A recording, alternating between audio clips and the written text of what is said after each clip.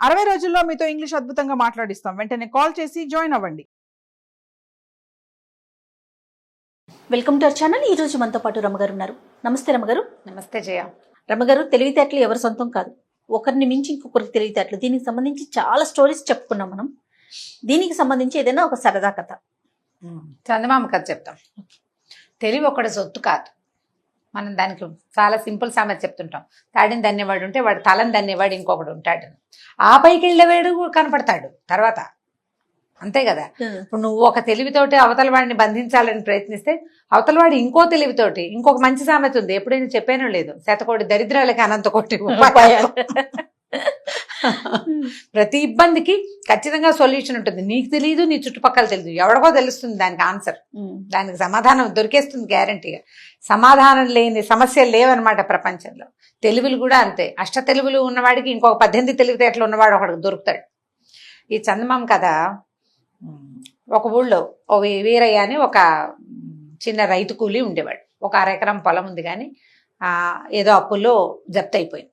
అతను ఎలాగైనా కొంచెం పొలం కొనుక్కోవాలి. దాంతో భార్య ఏమందంటే, సమీపంలో ఏదో పట్టణాలు అవి ఉన్నాయి, ఎవరైనా ఇంట్లో పనికి కమతం కుదురుకో, ఊళ్ళో ఏదో కూలీ నాలు చేసుకుని నేను పిల్లలు ఉంటానులే, వాకిట్లో దొడ్లో ఏదో కూరగాయల మొక్కలు పెట్టుకుని మా గదికి మేము గడుపుకుంటాము, నువ్వు వెళ్ళి కాస్త డబ్బులు సంపాదించుకొచ్చి ఇక్కడ పొలం కొనుక్కుంటే, పొలం ఉంటే ఇంకో కొంచెం సేఫ్గా ఉంటుందని భార్య అతన్ని పంపించింది.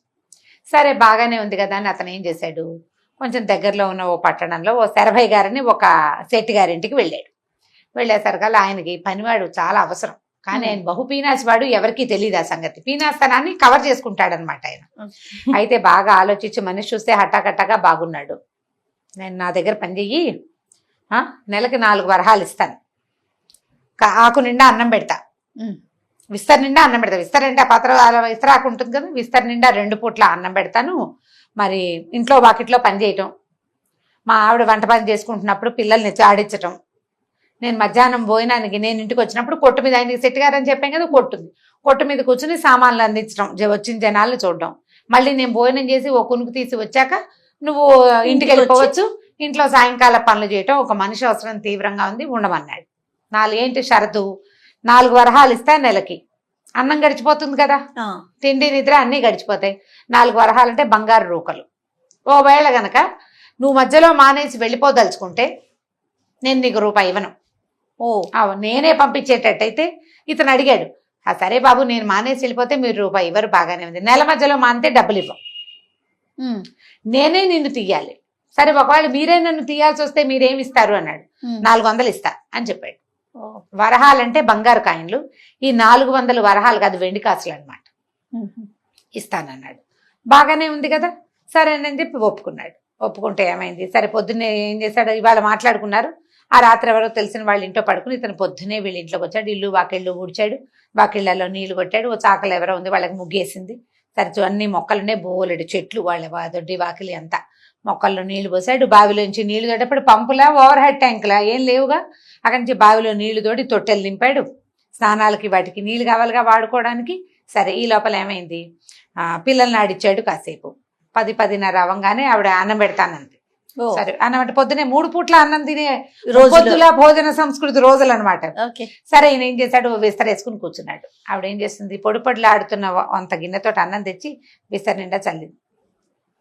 తెల్లబోయాడు ఇతను. ఈ నిండా చల్లిన దాన్ని దగ్గరికి జరిపితే ఎంత అవుతుంది, అంత వస్తుంది.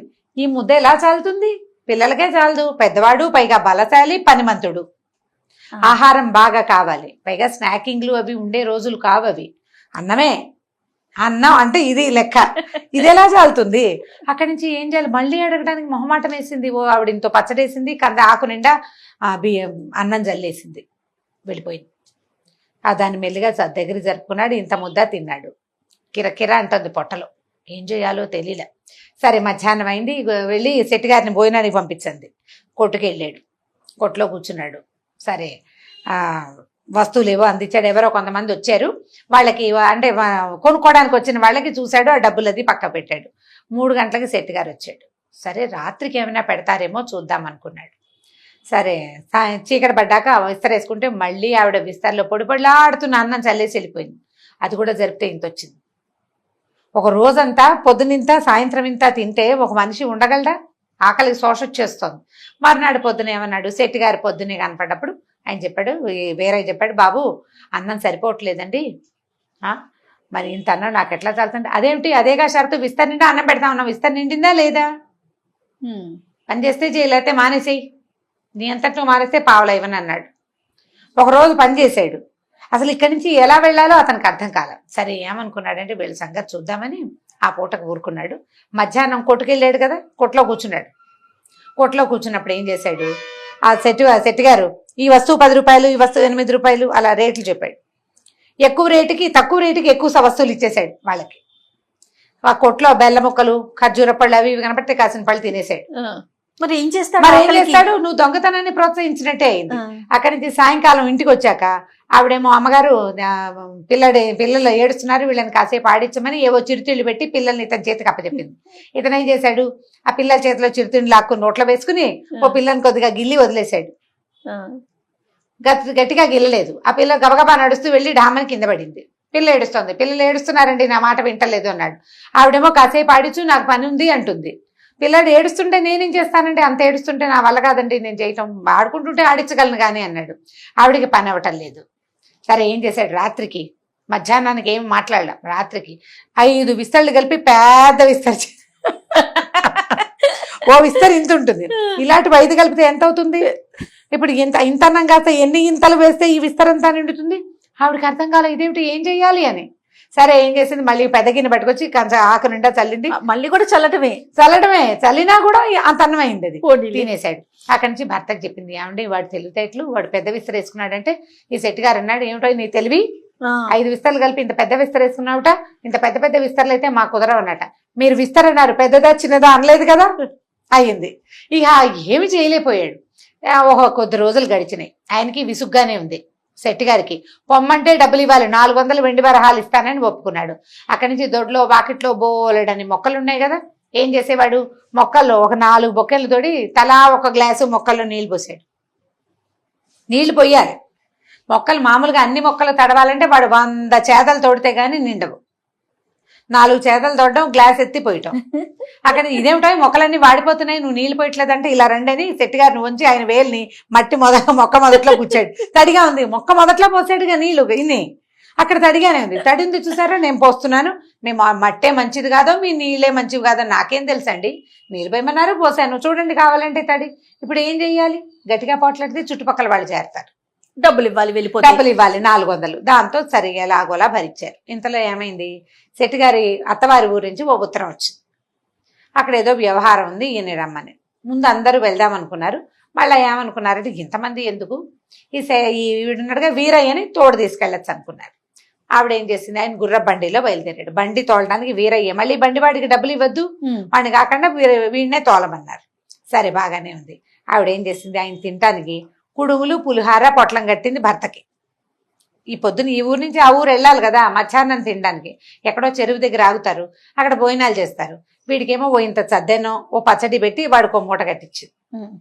ఇతనేం చేశాడు, ఆ బండిలో ముందు కూర్చున్నాడు కదా, ఆ బండిలో ఉన్నంత సేపట్లో ఈయనేమో బండి కుదుపుకి అయ్యగారు నిద్రపోతుంటే ఆ పైన కుడుములన్నీ తీసుకుని తినేశాడు అతను. పులిహార ఉంది పొట్లం.